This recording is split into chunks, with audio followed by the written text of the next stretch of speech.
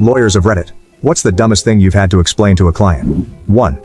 In my state we have this thing called victims' compensation. An oversimplification of how it works goes as follows. If you are the victim of a crime and suffer some form of injury, for example, psychological, physical, etc., you can apply for a payment from state funds.